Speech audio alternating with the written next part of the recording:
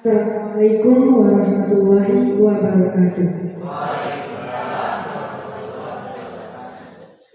Alhamdulillahirabbil alamin, assalatu wassalamu ala asyrofil anbiya'i wal mursalin wa ala alihi wa sahbihi ajmain.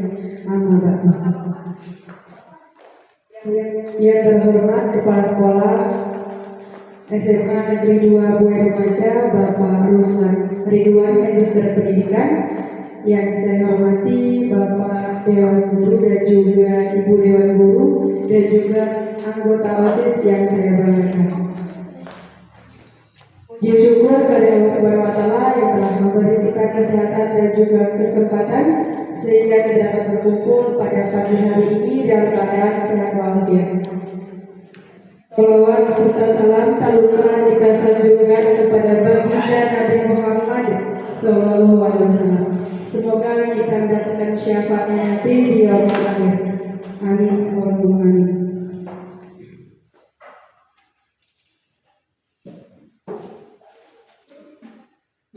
Perkenankan saya membacakan susunan acara pada pagi hari ini. Yang pertama pembukaan, yang kedua sambutan, yang ketiga penyampaian materi, yang keempat doa, yang kelima penutup. Marilah kita buka acara pada pagi hari ini dengan mengucapkan Al-Fatihah bersama. Al-Fatihah.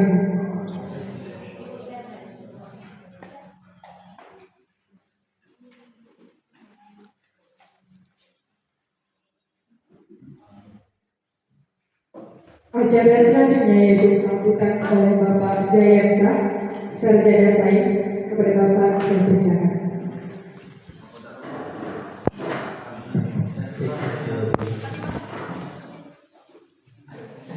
Assalamualaikum warahmatullahi wabarakatuh. Alhamdulillahirabbil alamin. Wassalatu wassalamu ala asyrofil anbiya'i wal mursalin wa ala alihi washabihi ajmain. Amma ba'du. Bersyukur kepada Allah Subhanahu wa Ta'ala pada hari ini kita bersama-sama, tentu karena takdir dari Allah serta nikmat yang diberikan Allah Subhanahu wa Ta'ala kepada kita semua. Salawat dan salam semoga selalu tercurah kepada junjungan kita Nabi Muhammadin Sallallahu Alaihi Wasallam. Yang kami hormati Bapak Kepala Sekolah SMA Negeri 2 Buaya Remaja sekaligus calon guru penggerak angkatan ke-9 dan rekan-rekan guru, staf tata usaha dan anak-anak OSIS yang Bapak banggakan. Tentu alhamdulillah hari ini dengan penuh rasa bahagia kita bersilaturahmi berkumpul dan tentunya kita nanti bersama-sama akan mendapatkan kudapan ilmu yang bermanfaat yang dapat kita gunakan untuk kita beraktivitas sebagai guru sehari-hari. Tentu ada problema di dalam kita mengajar, bagaimana kita menghadapi siswa dan tantangan saat ini dan fakta yang terjadi di lapangan. Ada guru yang dilaporkan karena mengajak siswanya sholat. Dan tentu ini bagaimana kita menyikapi, tentu nanti kita dapat banyak sekali masukan sharing dari Pak Ruslan agar kita mampu memberikan pembelajaran yang baik serta efektif di dalam kelas dan juga aman tentunya, tidak membahayakan. Mungkin itu saja, semoga kita bisa mengikuti kegiatan ini dengan baik. Tentu dengan rasa bahagia kami mohon kepada Pak Ruslan untuk dapat mencurahkan semua segala ilmunya kepada kita semua dan ucapan terima kasih dari kami. Demikian, terima kasih. Kami akhiri. Billahi taufiq wal hidayah. Assalamualaikum warahmatullahi wabarakatuh.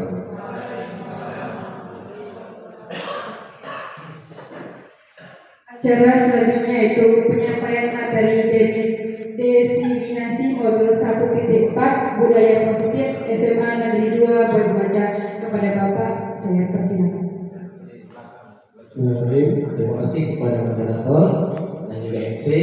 Izin Bapak Ibu, pada saat ini saya akan memaparkan tentang aksi nyata saya di calon guru penggerak angkatan 9, yaitu budaya positif di sekolah.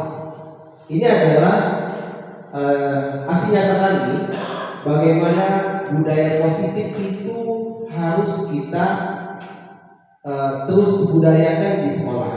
Jadi apa saja budaya positif itu? Yang pasti ada nilai-nilai kebajikan di dalam budaya positif itu.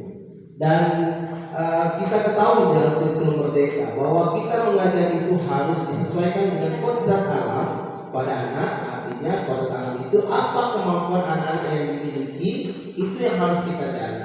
Kita tidak bisa memaksakan kodrat alam dari setiap anak. Dan juga kita harus mengikuti yang namanya kodrat zaman. Sekarang sudah zaman teknologi, ya tidak ada guru-guru yang gaptek ya dalam teknologi. Kita harus semuanya belajar dan belajar. Oleh sebab itu, marilah kita sama-sama mengikuti aksi nyata saya diseminasi modul 1 kuat tentang budaya positif di sekolah. Nah, sekarang kita estiming dulu. Silakan Bapak Ibu menuliskan berapa banyak hewan yang ada atau binatang yang ada di dalam gambar. Silakan untuk ditulis dan juga dikumpulkan.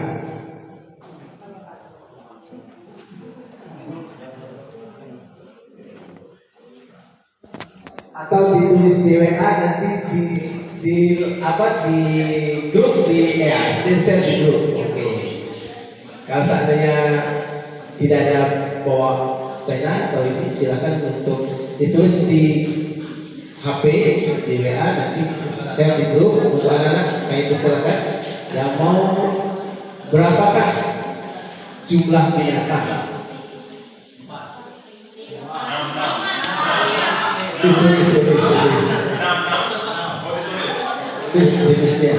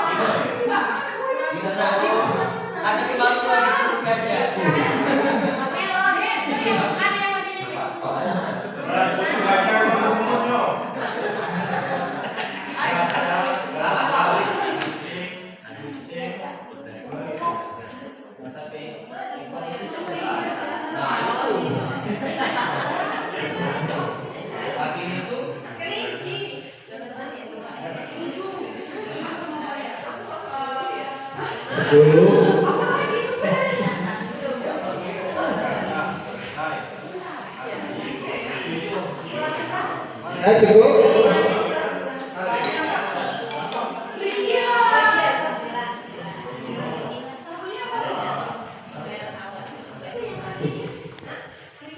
Ada berapa?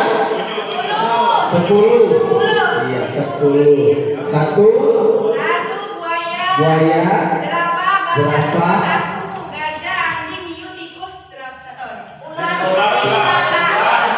Jadi dia pun tidak mau binatang, itu bukan yang kamu. Sudah cukup? Kita lihat operator.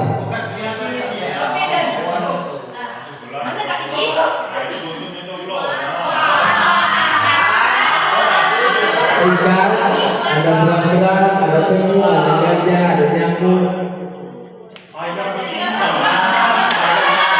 anjing, ada ular,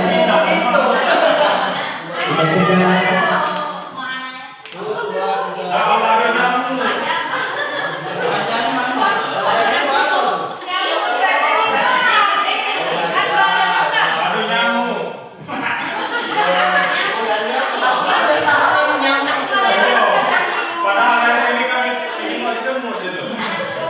Oke, sudah cukup ya. Itulah nama-nama binatang yang ada di gambar gajah dan kawan-kawan.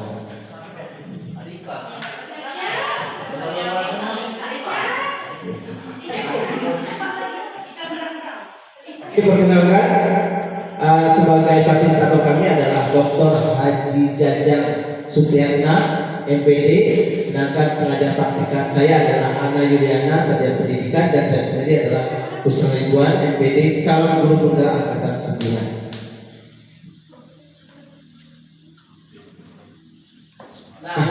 Bapak Ibu, apakah Bapak Ibu setuju dengan pernyataan ini? Hukuman akan mendisiplinkan anak. Setuju? Apakah hukuman itu akan mendisiplinkan anak? Misalkan kamu yang tidak hadir hari ini silakan pusat. Kamu yang tidak buat PR silakan keluar dari pelajaran saya. Apakah hukuman itu sangat efektif untuk mendisiplinkan anak? Tergantung hukumannya itu, Pak. Oke. Tergantung anak juga. Pemberian hukuman membersihkan sampah di halaman sekolah, menyiram tanaman dapat merubah anak menjadi lebih disiplin. Bisa jadi, sedikit dan oke. Memberikan penghargaan dan hadiah adalah cara efektif dalam memotivasi anak agar lebih rajin belajar. Jadi bisa tidak, bisa jadi. Alasannya kenapa kalau bisa tidak? Ya. Bahwa pemberian hadiah itu justru tidak memberikan efek motivasi yang efektif nih untuk anak-anak. Dia belajar ketika mau dapat hadiah. Oke, ambil ini ya. Jadi menurut buku lupa adalah bisa tidak. Bisa tidak ya, karena dia memang lebih semangat ketika ada janji akan diberi hadiah aja. Oh seperti itu. Ketika tidak ada hadiah ya dia nggak rajin lagi. Oh gitu. Jadi ada yang lain? Bapak Ibu, mengapa pemberian hadiah itu tidak memotivasi atau memotivasi? Ada yang memotivasi? Alasannya? Oke, jadi pemberian hadiah itu bisa memberikan motivasi, ada yang tidak. Apakah benar dalam pemberian hadiah itu membudayakan positif bagi diri kita? Nanti kita akan jawab setelah materi berikutnya. Oke, silakan berikutnya.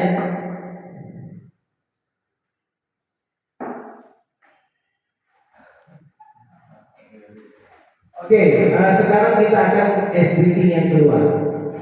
Kita misalkan si A siapa? Bu Hartati. Ya, Bu Hartati. Misalkan A adalah Ibu Hartati dan B adalah teman sebelahnya, Bu Nesa. Oke. B menyiapkan kertas kecil, kemudian tulislah suatu benda atau sesuatu yang sangat berharga bagi Anda di kertas itu. Jadi Ibu menuliskan, boleh tidak di dalam hati ini boleh. Jadi Bu Hartati yang memegang kertas ya. Nah. Digenggam tangan sebelah kanan, genggamlah kertas tersebut dengan sekuat tenaga, karena itu adalah hal yang sangat berharga bagi Anda. Tugas Anda yang kiri dengan berbagai cara meminta untuk membuka kepala tangan B. Jadi Bu Nesa nanti merayu apapun. Jadi yang megang kertas siapa nih? Bu Hartati. Bu Hartati memegang dan ucapkan di hatimu, ini adalah harta yang paling berharga dalam hidupmu.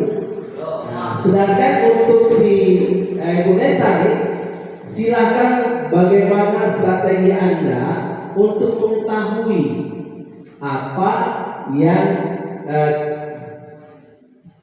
barang yang berharga itu. Jadi terserah Anda strategi apa saja. Mana kita tadi?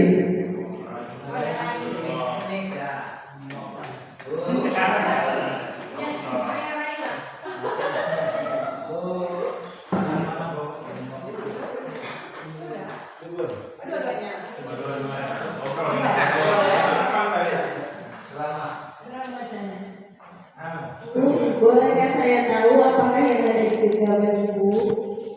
Boleh.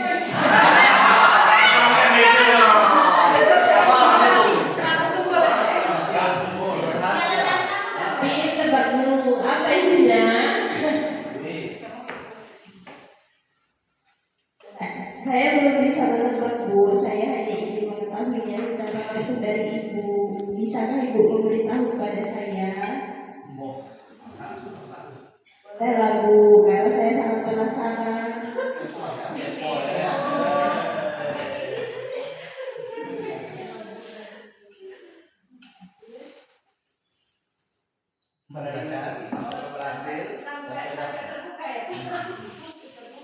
Ya terserah kamu, terserah Bu Atta mau kasih ya. Ada yang kasih satu.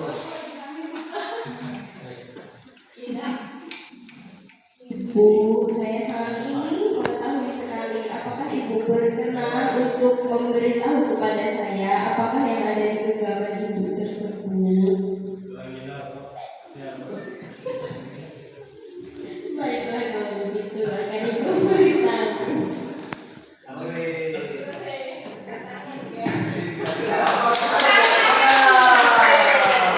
Apa Bu yang paling berharga dalam hidup Ibu yang gimana? Oh, anak. Tangan dong. Lanjut.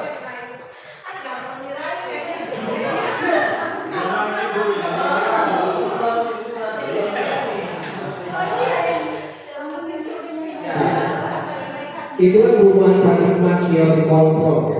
Ilusi kontrol adalah istilah yang digunakan untuk menggambarkan situasi di mana seseorang atau kelompok orang merasa atau percaya bahwa mereka memiliki kendali atas kekuasaan atas suatu situasi atau peristiwa. Tetapi sebenarnya kendali tersebut hanyalah ilusi dan tidak benar-benar ada. Nah, di sini kita ada kontrol pada diri kita. Apakah kita mau emosi atau tidak emosi, itu kontrolnya ada di diri kita. Sama seperti Ibu Lesa dan Marta tadi. Sebenarnya kalau dia tidak mau membukanya tidak ada masalah karena dia ada kontrol dirinya sendiri. Nah, jadi kalau seandainya memang harus dibuka, ya artinya kemampuan untuk Ibu Lesa untuk mengontrol dari Ibu Marta ya bisa diperbagi seperti itu. Jadi tidak ada yang salah dibuka atau tidak itu tidak salah. Yang pasti yang kita perlu ketahui bahwa kontrol itu ada pada diri kita. Nah, di sini adalah perubahan paradigma dalam kontrol. Yang pertama adalah ilusi guru mengontrol murid. Ya, kita guru selalu ada kontrol terhadap murid. Bagaimanapun kita menjadi hal yang terpenting dalam murid itu. Jadi murid mau jadi apa sampai itu ada kontrol kita. Bagaimana apakah dia mengajarnya, kita menghukum atau memberikan disiplin atau kita memasukkan, kontrol itu ada dalam diri kita. Oke? Berikutnya adalah yang kedua, ilusi bahwa kritik dan membuat orang merasa bersalah dapat menguatkan karakter. Jadi kritik yang diberikan kepada siapapun itu akan menguatkan karakter. Jadi misalkan Ibu Lasmini, kok Ibu nampaknya jadi guru rajin sekali, mau cari muka ya sama kepala sekolah. Itu kan kritik karena hal yang bagus, tapi dikritik agar tidak menjadi saingan. Tapi karena karakter yang kuat, ya masa bodoh. Apakah kita nanti dikritik mau mencari muka atau tidak? Yang penting ini adalah kewajiban kita, itulah tanggung jawab kita sebagai guru. Jadi tidak ada masalah. Jadi kritik itu dapat menguatkan karakter kita, bukan justru menjatuhkan. Berikutnya, ilusi bahwa setiap penguatan positif efektif dan bermanfaat. Jadi penguatan positif. Jadi penguatan positif itu adalah misalkan terlambat, anak-anak kita terlambat, misalkan Faisal terlambat. Faisal kenapa terlambat? Kita dengarkan dulu. Bisa tidak, Bu, saya tidurnya kesiangan? Bisa tidak? Besok jangan sampai kesiangan. Bagaimana cara kita untuk tidak bangun kesiangan? Yang pasti tidurnya jangan terlalu larut malam, main HP-nya dilihat, terus di depan alarm memberitahu sama ibu, sama kakak, atau juga orang-orang di rumah untuk membangunkan kita pada jam yang sudah kita tentukan. Kita subuh, kita harus melakukan seperti itu.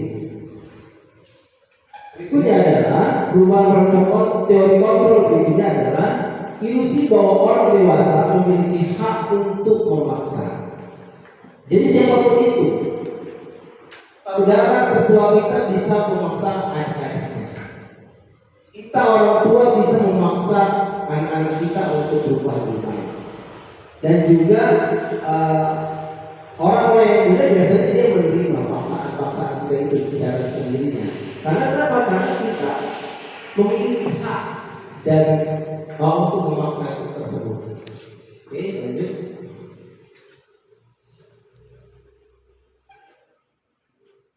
Oke, ini adalah beberapa paradigma stimulus respon teori kontrol. Bisakah kita mengontrol seorang? Stimulus responnya kita mencoba mengubah orang agar berpandangan sama dengan kita.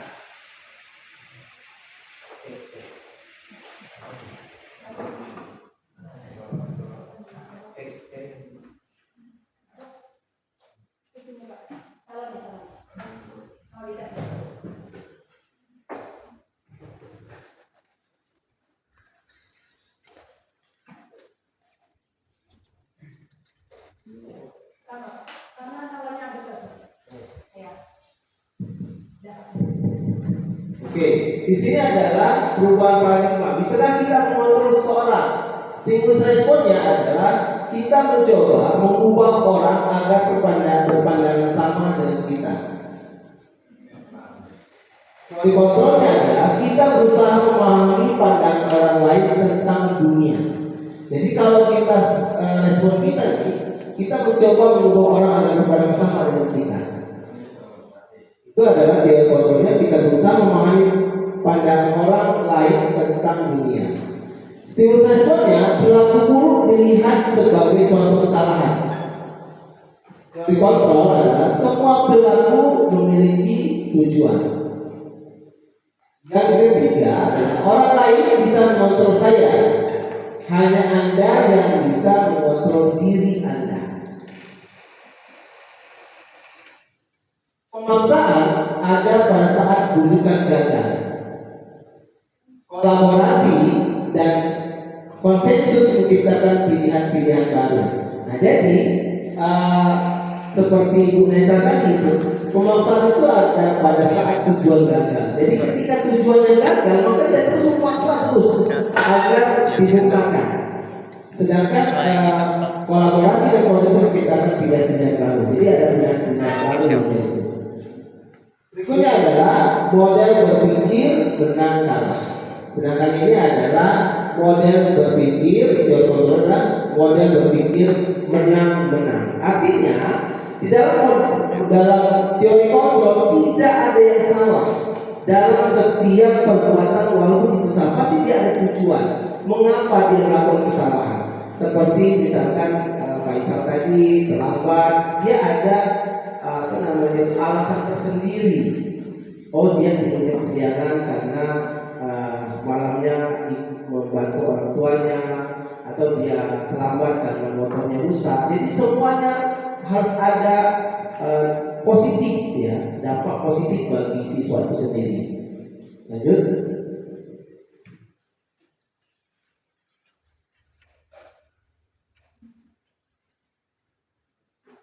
Nah, sekarang apa itu budaya positif? Yang kita kenal, apa itu budaya positif? Ada yang bisa? Apa itu budaya positif yang Bapak Ibu ingat saja? Kebiasaan yang baik. Ada ya? Ada yang siapa yang jawab kebiasaan yang baik? Oke. Gimana Pak Diki? Menurut saya budaya positif itu kebiasaan yang kita lakukan dalam segi yang positif, dalam kegiatan positif. Oke, ada yang lain? Ya, Pak Salahuddin. Apa nih budaya positif? Suatu pola yang bagus di lingkungan sekolah. Suatu pola yang bagus dalam sebuah lingkungan, baik lingkungan sekolah, lingkungan masyarakat maupun lingkungan keluarga, itu budaya positif. Oke, lanjut ini.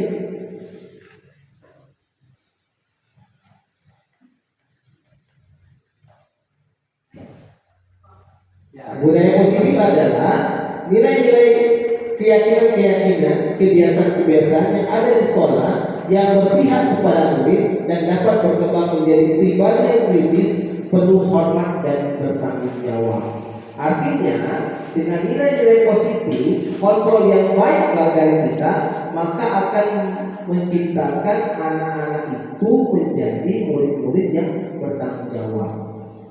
Jadi dari hati mereka tidak ada paksaan. Jadi mari kita bersama-sama melaksanakan budaya positif ini. Mudah-mudahan tidak ada lagi nih kita harus marah-marah dengan siswa. Kita dengarkan dulu, belajar untuk mengontrol diri kita. Walaupun kita selaku guru punya hak untuk mengontrol murid. Jadi belajar itu adalah proses yang panjang. Di dalam teori berkembang dan bertumbuh itu penting. Jadi setiap manusia itu berkembang dan tumbuh menjadi pribadi-pribadi yang lebih baik. Tidak mudah menjadi orang yang mempunyai kontrol yang bagus. Tapi ketika kita berusaha untuk melakukan hal-hal yang baik, mudah-mudahan kita akan menjadi pribadi-pribadi yang baik. Jadi di sini positif merupakan suatu cara penerapan disiplin tanpa kekerasan dan ancaman yang dalam praktiknya melibatkan perilaku komunikasi efektif antara guru dan murid. Jadi diharapkan SMA Negeri 2 Buah Kemaca ini kedepannya adalah ketika anak-anak melakukan kesalahan, kita coba panggil dari hati ke hati, komunikasikan. Apalagi kita dalam kelas, dalam mata pelajaran. Jadi memang kadang-kadang kontrol itu kita kadang-kadang kebablasan, ya. Jadi kita terus berusaha belajar. Jadi kita anak-anak yang main HP kita belajar, ya kita belajar nih bersama-sama, mengingatkan, memanggil dia ke sekolah, ke kantor, berbicara berdua apa kesalahannya, apakah dia tahu kesalahannya, ya mudah-mudahan dia akan semakin baik. Ya perlu pembelajaran, sekali perlu kesabaran dan pembelajaran untuk diri kita agar anak-anak lebih merasa bertanggung jawab dan memperbaiki apapun kesalahan yang mereka buat. Dan beberapa disiplin positif itu mengajarkan murid untuk memahami konsekuensi perilaku yang mereka lakukan, sehingga murid dapat menghormati dirinya sendiri dan bertanggung jawab terhadap lingkungan dan pribadinya masing-masing. Jadi konsekuensi itu bukan hukuman. Jadi konsekuensi itu adalah kesepakatan bersama. Ya, kesepakatan bersama yang dibuat kalau di kelas itu namanya kesepakatan kelas, bukan tata tertib kelas, tapi kesepakatan. Jadi mungkin untuk bulan 1 nanti kita setelah ini kita buat kesepakatan sekolah dulu. Yang dibuat adalah dari anak-anak dan guru kita bersama-sama nih, dan apapun itu konsekuensinya, apa yang jadi konsekuensi dari ketika pelanggaran-pelanggaran itu terjadi. Jadi harapannya adalah ketika keyakinan sekolah, keyakinan kelas dibuat secara bersama-sama, maka konsekuensinya mereka menjadi insan yang lebih tanggung jawab.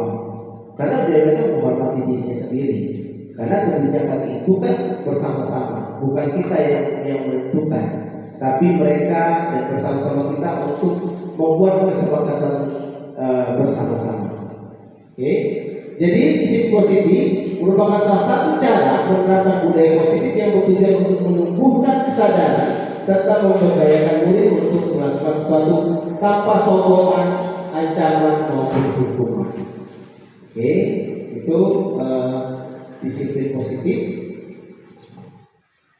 Nah, di sini apapun kurikulumnya, kemarin kita kurikulum 2013 ada KI 1. Apa KI 1 tentang spiritual, KI 2 sosial, KI 3 baru pengetahuan, KI 4 adalah keterampilan. Nah, di kurikulum merdeka kita dikenalkan disiplin harus membawa pada nilai-nilai kebajikan yang sesuai dengan nilai profil pelajar Pancasila. Sama, profil pelajar Pancasila itu ada nilai-nilai kebajikan. Ada apa? 6 dimensi, ya. Ada 6 dimensi. Harapannya adalah HI1 kemarin pada abad ke-13 itu dia termasuk dalam bertakwa kepada Tuhan Yang Maha Esa dan berakhlak mulia. Jadi nilai-nilai kebajikan itulah yang harus kita tanamkan kepada anak-anak.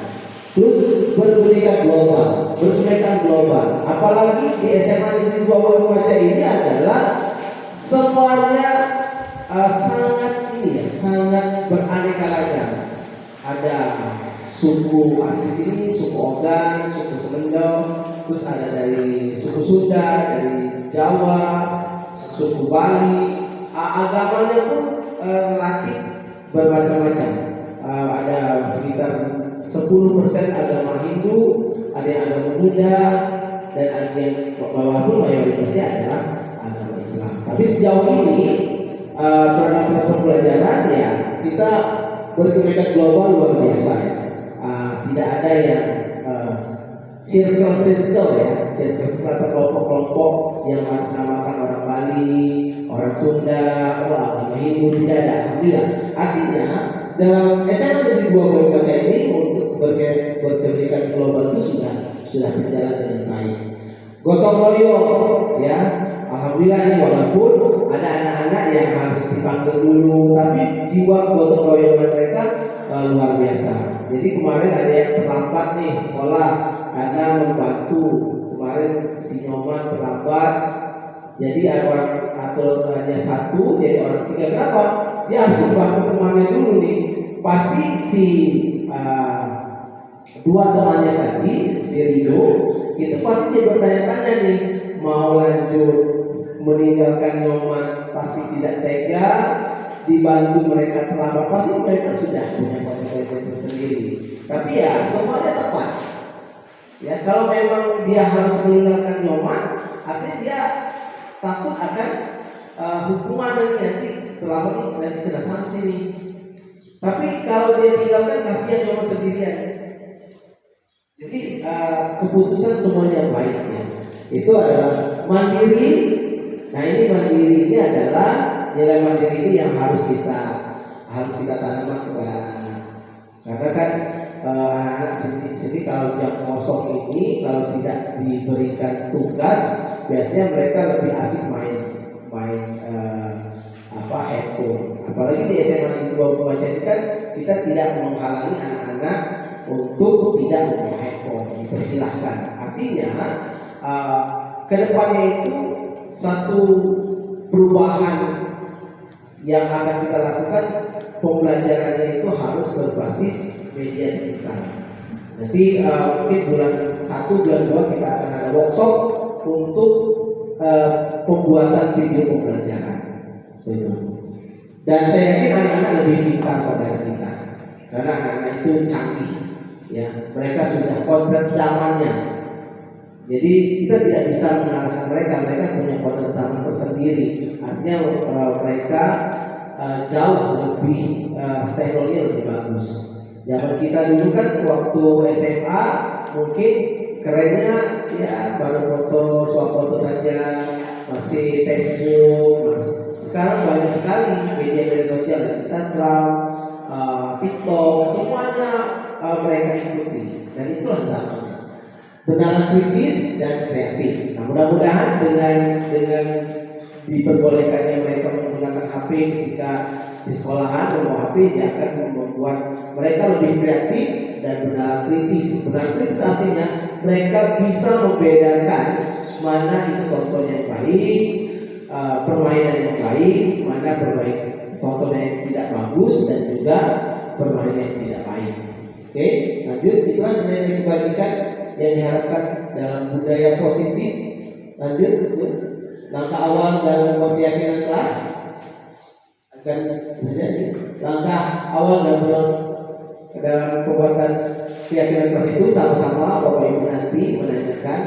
Dan tidak ada dalam keyakinan kelas itu yang kalimat negatif. Misalkan kalimat negatif itu dilarang membuang sampah sembarangan, itu kalimat negatif.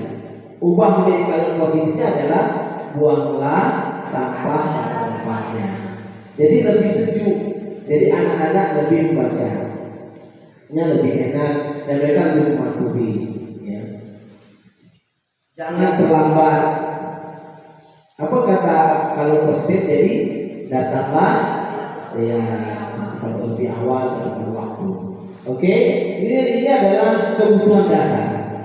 Sebenarnya apapun yang kita lakukan itu kita terdapat 5 kebutuhan dasar manusia. Yang pertama adalah kebutuhan untuk bertahan hidup, ya, survival. Jadi kita bertahan hidup itu jadi artinya apapun yang dilakukan orang-orang yang melakukan segala cara untuk mencari nafas dalam hidup, sebenarnya mereka itu tidak mau, tapi mereka bertahan hidup, ingin bertahan hidup. Itu karena di otak kita itu ada yang namanya otak rektil. Nah, otak rektil itu adalah kita manusia harus bertahan hidup. Ya kan? Apapun itu, kita mencari makan, dalam hidup itu bertahan hidup. Yang kedua adalah cinta dan kasih sayang, love and belonging. Jadi apapun itu, baik siswa, anak-anak maupun kita orang dewasa, orang tua, cinta dan kasih sayang. Lahirnya cinta dan kasih sayang dimanapun, di rumah, di sekolahan, di masyarakat, akan menimbulkan sebuah kenyamanan tersendiri.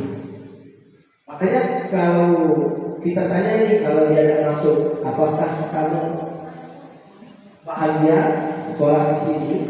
Ketika dia bahagia sekolah di sini, artinya dia mencintai gurunya, mencintai teman-temannya, menyayangi teman-temannya, sehingga satu hari tidak sekolah pun merasa rugi. Karena yang kita adalah kebutuhan dasar kita adalah cinta dan kasih sayang. Kebutuhan dasar yang ketiga adalah kebebasan. Nah, kebebasan ini yang kadang-kadang disalahartikan. Kebebasan atau freedom itu bukannya kebebasan tanpa aturan, ikatan norma-norma, ya kan?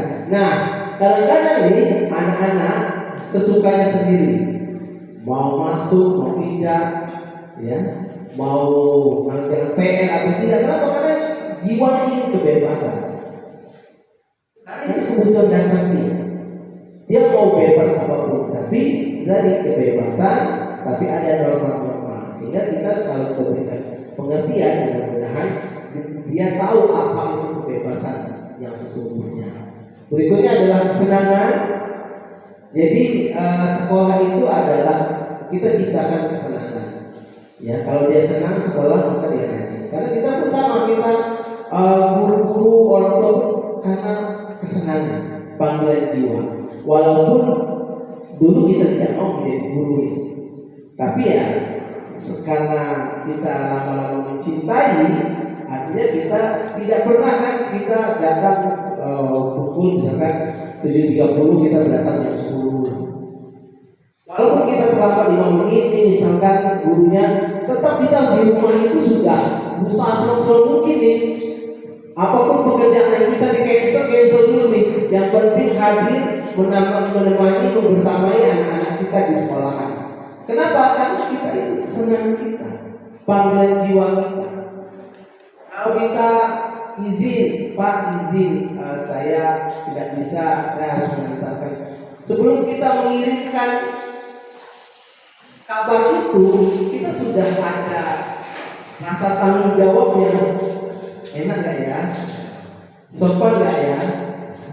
Ada gak solusi lain? Bisa gak saya satu istri saya tetap pergi, saya tetap menjalankan tugas dengan baik. Semuanya itu ada pertimbangan. Kenapa? Karena ada panggilan tadi, ada kesenangan. Yang kelima adalah kekuasaan. Nih, power nih. Kekuasaan yang sering mengubah kita menjadi diktator. Kadang-kadang itu kekuasaan itu, ya itu tadi kita harus punya kekuasaan tersendiri nih untuk menyelamatkan hidup kita, untuk memberikan cinta dan sayang, kebebasan. Semuanya adalah perlu kekuasaan. Ya. Berikutnya adalah 5 posisi kontrol guru. Yang pertama adalah guru sebagai penghukum. Bisa mencontohkan guru sebagai penghukum? yang bisa mencontohkan guru sebagai penghukum. Kontrol yang pertama adalah yang paling rendah itu adalah kontrol guru sebagai penghukum. Ada yang bisa mencontohkan guru sebagai penghukum? Ada yang contohnya, ada yang bisa contohkan? Ada yang bisa mencontohkan? Ya, kamu tidak mengerjakan, nah itu kan PR yang sudah itu penghukum. Sini, satu. Kenapa? Karena kita ada guru, ada kontrol guru terhadap murid kan? Satu. Belum belajar, kalau tidak bersih, itu adalah guru sebagai penghukum. Kalau guru membuat salah, ada yang bisa mencontohkan? Guru membuat salah, guru pembuat merasa bersalah. Ada yang mencontohkan? Misalkan nih, Deli nih terlambat misalkan. Deli, kenapa kamu terlambat? Saya capek loh sebagai guru kamu, harus mengizinkan sama guru piket supaya kamu jangan malu. Apakah kamu tidak kasihan saya wanita kamu? Saya tuh malu. Kok saya nggak bisa mendidik kamu menjadi siswa yang baik? Jadi kan yang merasa bersalah itu adalah sekali gurunya, tapi dia harus menekankan kepada anak itu, dia berubah supaya yang saya tidak malu nih. Itu adalah guru sebagai pembuat bersalah. Jadi karena perbuatannya si Deli, tapi guru itu merasa bersalah semua. Kok saya capek ya, absen yang tadinya kamu terlambat saya harus hapus. Terus sama guru mata pelajarannya saya minta maaf ya Bu, anak saya itu bla bla bla. Itu kan si Deli, ternyata wanita saya menderita perbuatan saya. Itu adalah guru bersama. Yang berikutnya adalah kontrol guru sebagai teman. Ada yang bisa? Sebagai teman, contoh sebagai teman. Misalkan nih, Pak Andriansa salah nih. Kenapa salah? Ya kita kesini sama-sama. Jangan lagi, kan tidak enak. Ya, terus seperti itu. Jadi kayak teman saja kan. Yuk sama-sama yuk. Yang lagi ya. Benar, tidak masalah. Benar Pak. Yuk. Jadi itu sebagai teman. Jadi anak-anak merasa yaitu menjadi temannya. Nih, yang berikutnya adalah kontrol sebagai pemantau. Jadi hanya memantau saja. Yakin nih kelas ini bersih.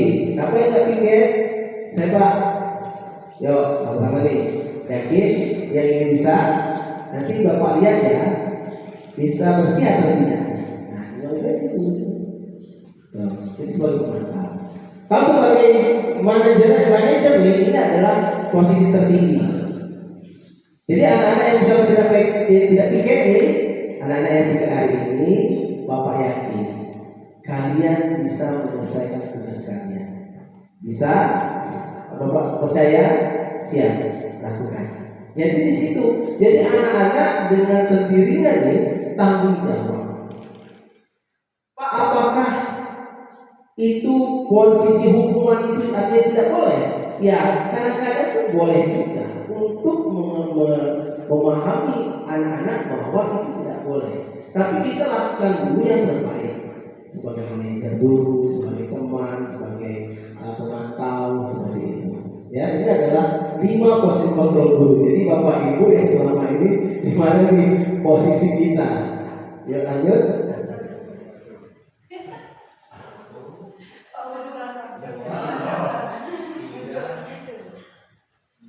Kita lihat video contoh 5 posisi kontrol guru.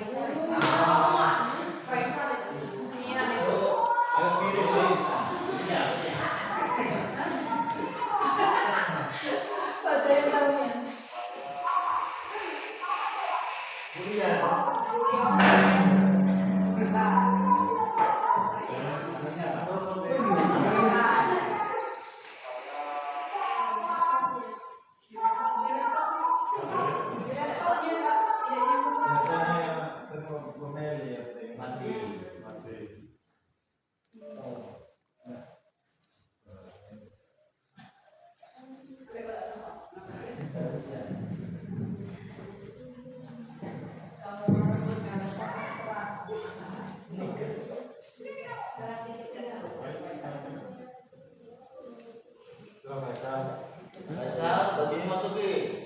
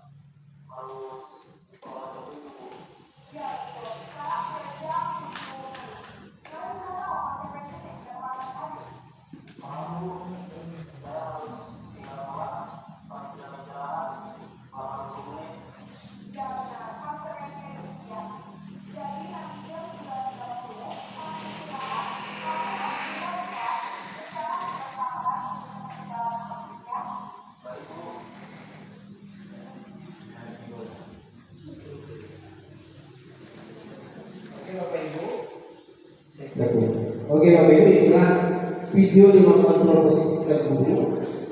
Jadi yang terakhir itu adalah sebagai manajer, di mana tetap ada konsekuensi dalam sebuah kesalahan. Nah, kemarin saya coba untuk itu, Pak Niki. Oke, lagi dari.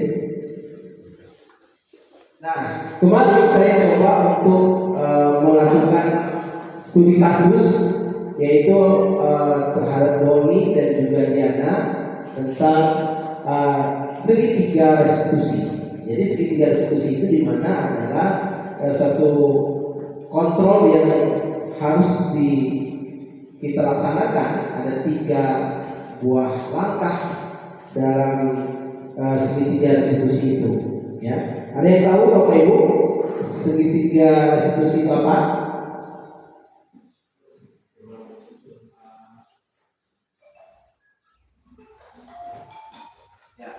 Segitiga restitusi itu adalah proses menciptakan kondisi bagi peserta didik untuk memperbaiki kesalahan mereka sehingga mereka bisa kembali dengan karakter yang lebih kuat. Jadi di sini proses menciptakan, jadi segitiga restitusi adalah proses menciptakan kondisi bagi peserta didik untuk memperbaiki kesalahan mereka sehingga mereka kembali pada kelompok mereka dengan karakter yang lebih kuat. Nah, kemarin saya sudah melaksanakan segitiga restitusi. Ada kasus yang pertama, si Doni, dia pada waktu selesai istirahat, dia pelajaran olahraga dan ternyata dia tidur. Dia tidur, maka saya panggil dulu dengan perasaan yang cemas katanya. Nah, itu ketika saya dipanggil, saya tanya kenapa mereka tidur, baru tidur, yang menceritakan alasan-alasannya, dan saya katakan bahwa di identitas kesalahan itu bahwa tidak ada manusia yang tidak bersalah, semuanya pernah salah. Tapi bukannya kita membenarkan kesalahan tersebut, tapi bagaimana kita memperbaiki kesalahan-kesalahan tersebut. Setelah itu kita memberikan apa keyakinan kelas yang dia langgar. Dia tahu keyakinan kelas yang dia langgar adalah tidur pada waktu belajar, dan dia berjanji untuk tidak akan mengulangi lagi. Dan ternyata dari pembicaraan segitiga restitusi yang saya lakukan itu, saya tanya di testimoni mereka sama Diana juga adalah waktu keluar pembelajaran Pak Densa karena bosan Pak, panas katanya. Nah, jadi saya tanya, ketika kamu berdiskusi apapun, ternyata anak-anak lebih nyaman seperti itu. Anak-anak nyaman seperti itu. Dipanggil ke kantor, menanyakan alasannya, keyakinan atas apa yang mereka langgar, yakinkan mereka bahwa mereka bisa berubah menjadi lebih baik. Mudah-mudahan budaya-budaya positif yang kita kembangkan di SMA Negeri 2 Buah Baca ini akan berdampak kepada pola pembelajaran yang lebih baik, sehingga budaya positif yang kita laksanakan di SMA Negeri 2 Buah Baca ini ya benar-benar terjadi. Dan kita yakinkan bahwa di SMA Negeri 2 Buah Baca ini, ketika budaya positif itu berlangsung, maka kita akan menciptakan sekolah ramah anak. Jadi kita buat nanti buat keyakinan kelas masing-masing nanti kita buat, catat, terus kita bikin banner nih. Kita bikin banner, kita buat keyakinan kelas apa saja, keyakinan kelas ketika belajar biologi, keyakinan atau keyakinan kelas sambung jadi satu, tidak ada masalah. Dan juga kita buat juga keyakinan sekolah, bagaimana pakaian segala macam itu yang kita sama-sama. Yang pasti kerjasama dengan anak-anak, kerjasama dengan orang tua tetap kita laksanakan. Saya rasa itu saja Desiminasi modul 1.4 budaya positif SMA Negeri 2 Buah Baca sebagai aksi nyata saya dalam menyelesaikan tugas sebagai calon guru penggerak. Mudah-mudahan hal ini akan berdampak baik bagi kita semuanya dan kita bergerak dan menggerakkan bersama-sama dalam budaya positif di SMA Negeri 2 Boyolmaja. Mudah-mudahan tidak ada beban lagi ketika kita mengajar, maka 5 posisi kontrol kita tahu di mana posisi kita, bagaimana kita melaksanakan anak-anak, bagaimana kita menghamba kepada murid kita. Itulah filosofi pendidikan yang diharapkan oleh Ki Hajar Dewantara. Dan bagaimana kita menciptakan pembelajaran yang kreatif, inovatif, berberetan global yang mencakup profil pelajar Pancasila, sehingga tidak ada hukuman yang di dalam sekolah, tapi konsekuensi yang mereka lakukan. Ketika mereka bersama-sama melanggar keyakinan kelas mereka, keyakinan sekolah, ada konsekuensi yang mereka hadapi. Mereka menjalankannya dengan rasa tanggung jawab dan itu dari motivasi dalam dirinya. Mohon maaf atas segala kekurangannya.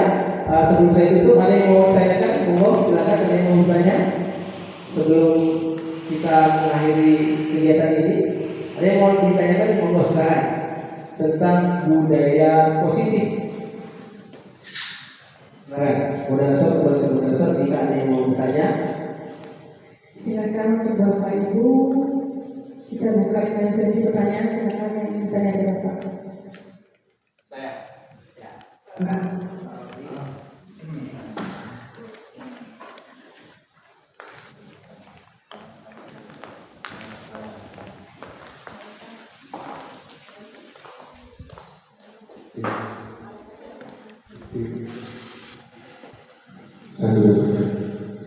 Assalamualaikum warahmatullahi wabarakatuh.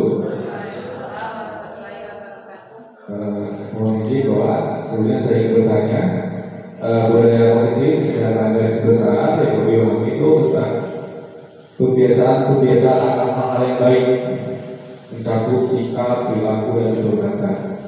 Nah, apa sih Pak tantangan yang mungkin ada utama yang mungkin dihadapi dalam menciptakan budaya positif ini ke depan? Dan bagaimana budaya positif dapat membantu mengurangi perilaku negatif seperti bullying misalnya Pak? Karena ya di sekolah bisa kita menerapkan budaya-budaya positif, namun terkadang di luar sekolah itu pengaruhnya terhadap siswa jauh lebih besar, jauh lebih berdampak.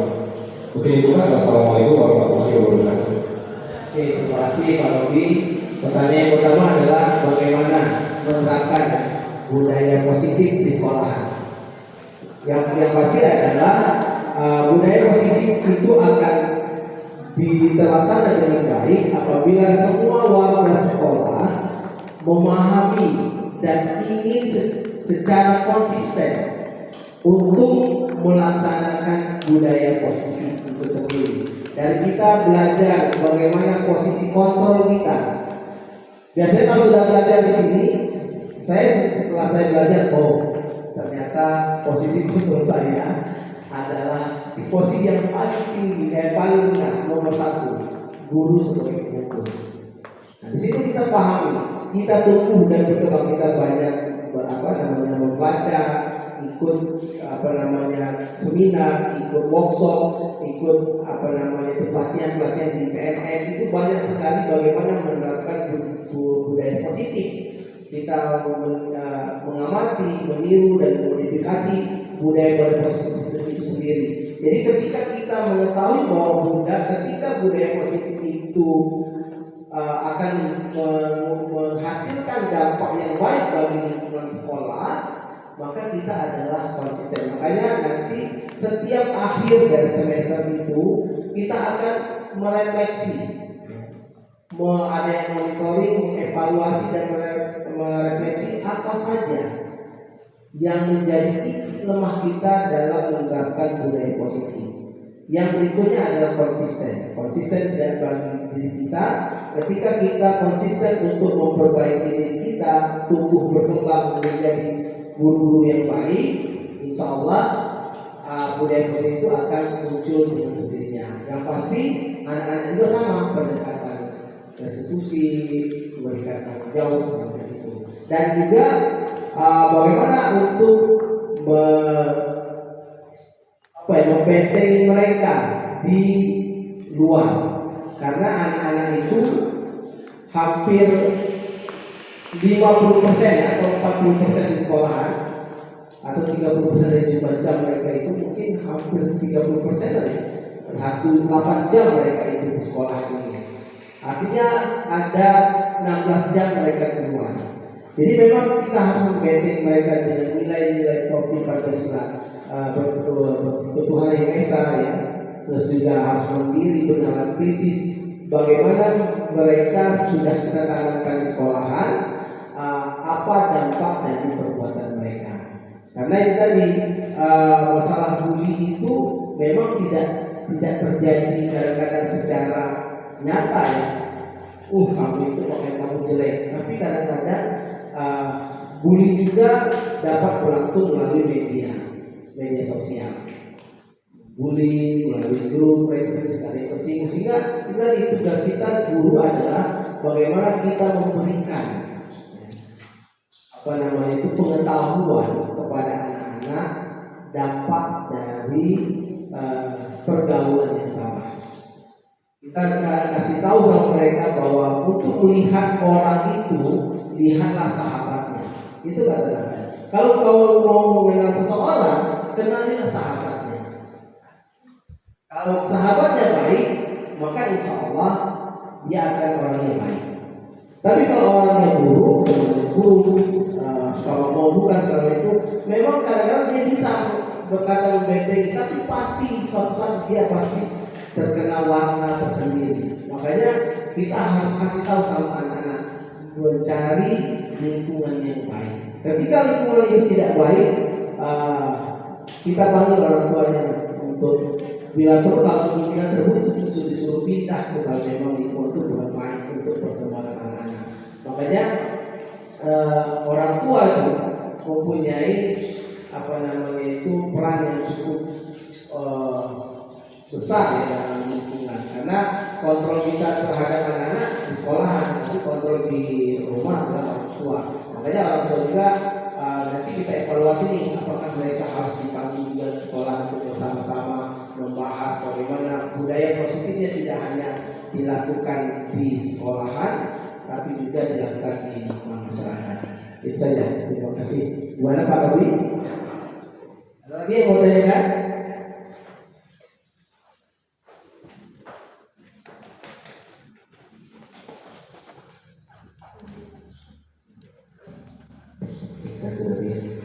Mohon izin Pak. Jadi dalam pengalaman kami mengajar, kami agak sedikit kalau untuk marah-marah itu. Nah, tetapi ada sedikit dilemanya juga loh. Ketika kita tidak marah, jadi karena saya sebelumnya mengajar di tempat yang memang tidak bisa marah. Kalau marah nanti dituntut orang tua. Jadi saya sudah terbiasa dengan itu. Jadi sudah menjadi habit dalam diri saya. Nah, tetapi ketika saya di lingkungan yang lebih luas, contohnya di SMA yang tempat saya mengajar, ternyata marah itu perlu.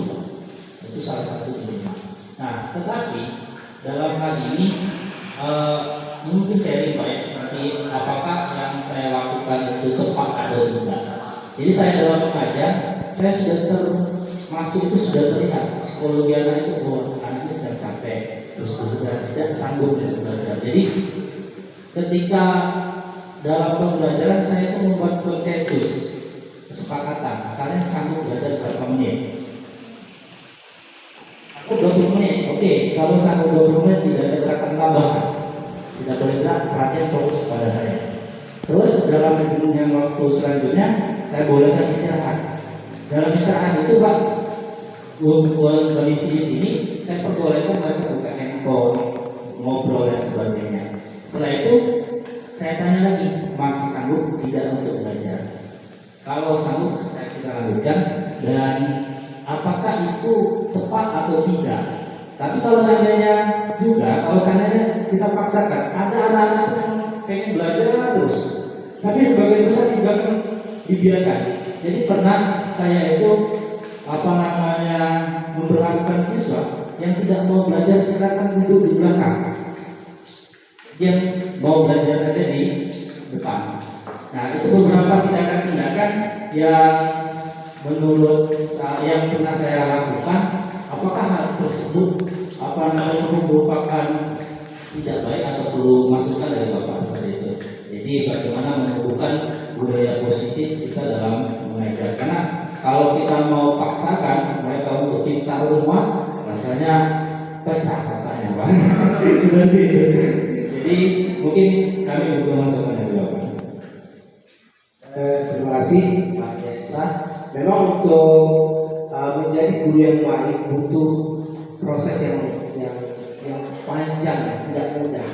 Mungkin saya dulu adalah ketika, makanya kita sering ikut pelatihan, ikut dalam sebuah organisasi atau juga dalam sebuah komunitas yang memang benar-benar peduli akan lingkungan. Saya dulu mungkin awal-awal mengajar ini, saya adalah guru hukum, ya, tipe guru hukum. Saya lebih banyak marah, apalagi kalau saya masih awal-awal tuh. Mungkin Pak Yensa juga siswa saya pasti akan beda nih. Saya akan beda nih ketika posisi saya mengajar Yensa dengan posisi saya mengajar di Sidiki.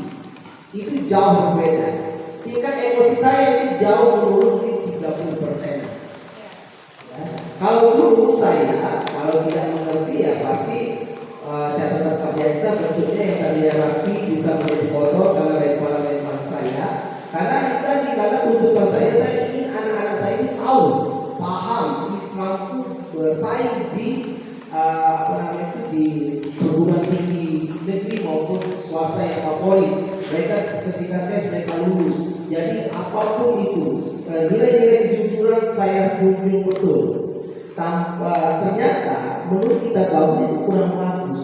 Kenapa? Karena anak-anak itu ada kodrat alamnya sendiri. Anak-anak itu ternyata punya kemampuan tersendiri. Yang pasti kan minat. Yang kita tanamkan itu minatnya, motivasinya. Minat itu tidak harus mereka menguasai betul, tapi ketika mereka mau belajar dan bertanya itu sudah bagus. Nah, di sini kita ada yang namanya pembelajaran berdifferensiasi. Nah, di sini dia itu maunya apa? Jadi kalau sudah Pak Yensa sudah melakukan keyakinan kelas nih, kesepakatan bersama nih, oke belajar. Jadi kita lihat nih, biasanya anak-anak itu lebih cenderung mereka main handphone ya. Nah, ketika anak-anak itu belajar sambil main handphone ini, mereka lebih nyaman dan memang tidak bisa dipaksakan karena latar belakang mereka nih, latar belakang anak-anak kita pada mereka belajar fase D waktu di SMP. Nah, itu ada yang berbeda, ada yang mereka sudah aktif nih. Kalau memang di tengah-tengah Pak Yensa itu kan mengajarnya dua kehidupan yang berbeda kan.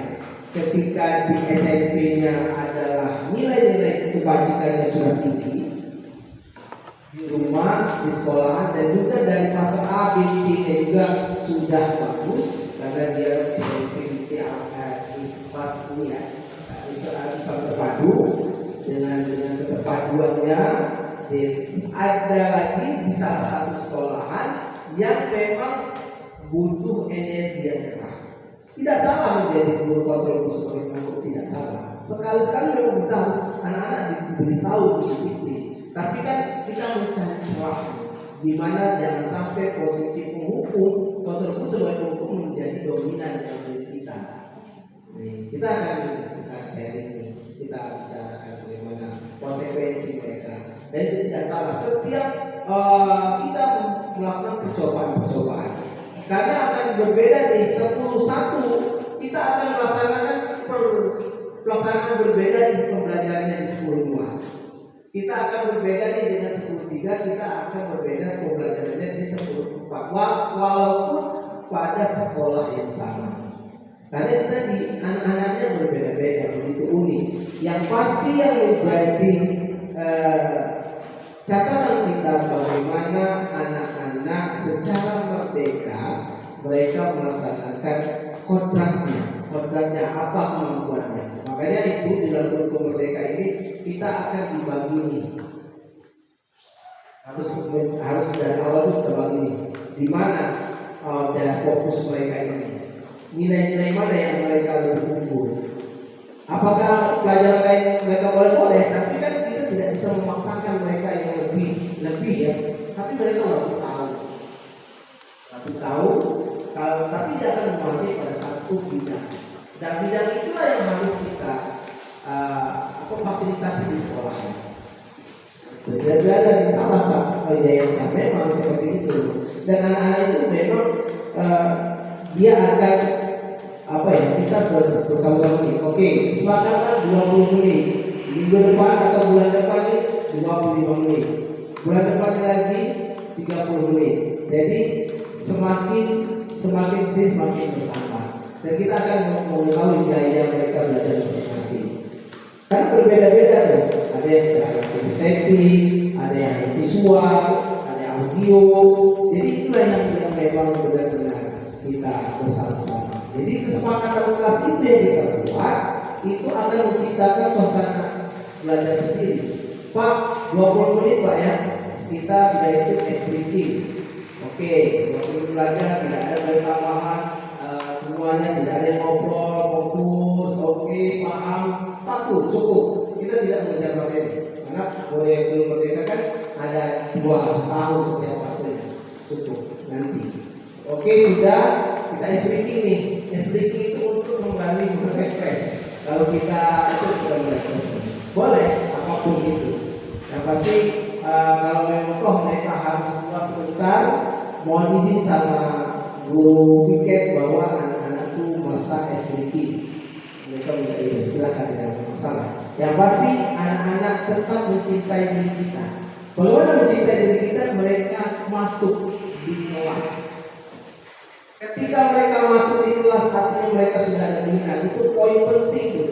Ketika siswa sudah mencatat, menanyakan sesuatu walaupun itu sederhana, tapi itu bermasalah bagi dia. Misalkan saya belajar bahasa Inggris nih, mau bertanya kepada Bu Rasmi sebagai Bu, benar nggak kalau ayah itu bahasa Inggrisnya father? Teman-teman ketawa nih. Kayak tidak ada pertanyaan saja. Anak SD pun tahu kalau itu kan memang itu sederhana, tapi bermasalah bagi saya. Terus saya benar nggak Bu seperti ini seperti itu. Walaupun itu sederhana, itu jangan sampai anak-anak itu membuli nih. Ya. Ditanya lagi, jadi kita kasih tahu sama anak-anak, jangan menyalahkan orang bertanya. Memang umur sederhana, tapi itu bermasalah bagi dia. Boleh jadi nanti dia berpikir, masa saya tanya ketika anak diberikan kebebasan seperti itu, anak lebih nyaman. Kita ciptakan dulu kenyamanan dulu. Boleh kok kursi-kursi diobrak-abrik, boleh kok dibuat lingkaran, dibuat kelompok-kelompok, senyaman mungkin bagi mereka. Karena ketika mereka nyaman itu mereka mau belajar.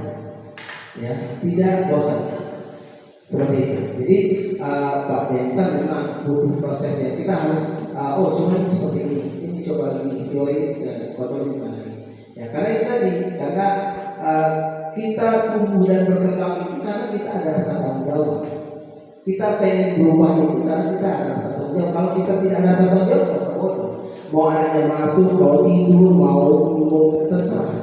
Saya pun lakukan seperti itu sama. Saya dulu posisi guru sebagai hukum itu saya seperti ini saja.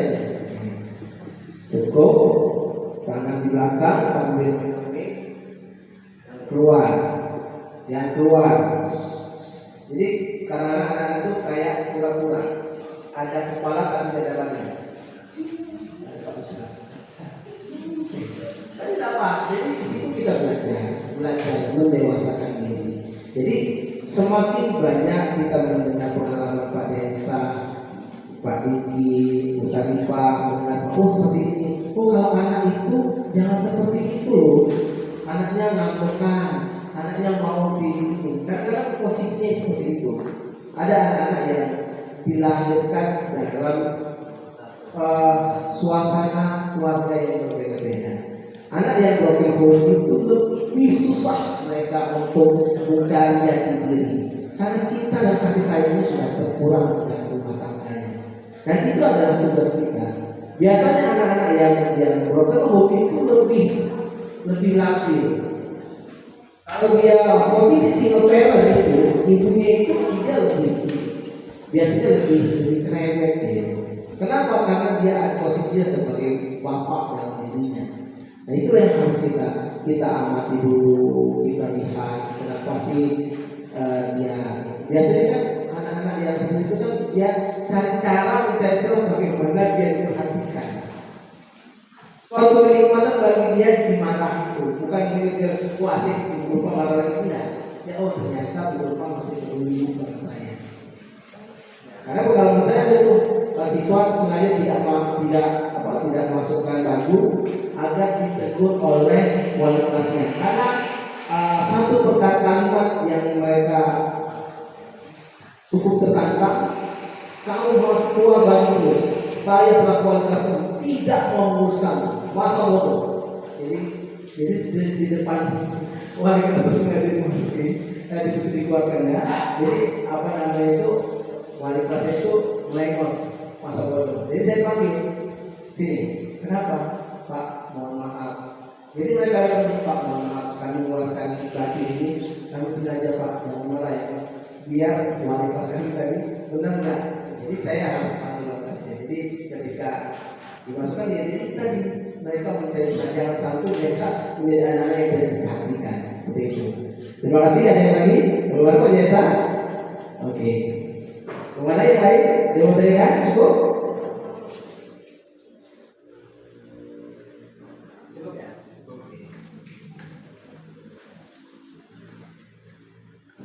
Ucapkan terima kasih atas penyampaian materi Bapak dan diharapkan adanya budaya positif ini menjadikan sekolah ramah terhadap anak. Selanjutnya yaitu doa yang akan disampaikan oleh Bapak Salahuddin, Sarjana Pendidikan. Kepadanya saya persilakan.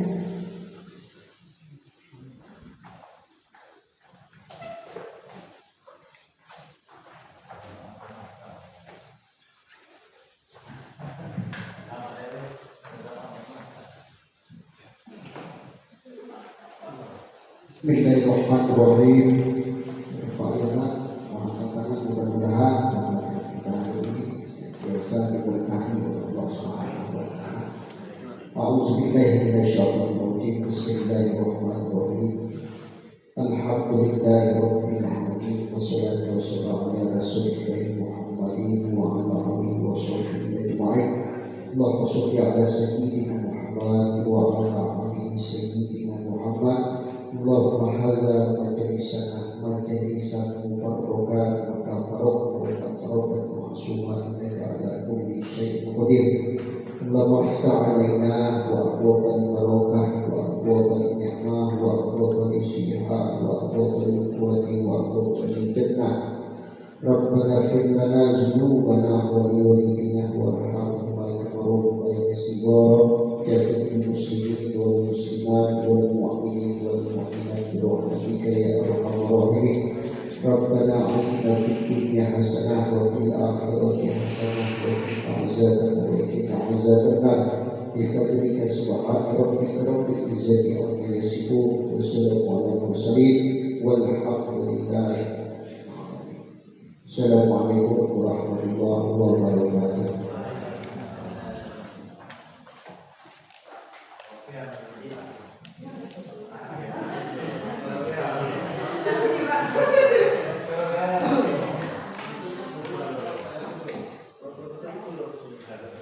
Acara terakhir yaitu penutup, maka kita tutup acara ini mengucapkan hamdalah bersama. Alhamdulillah. Saya selaku moderator dan juga MC menutup dengan wassalamualaikum warahmatullahi wabarakatuh.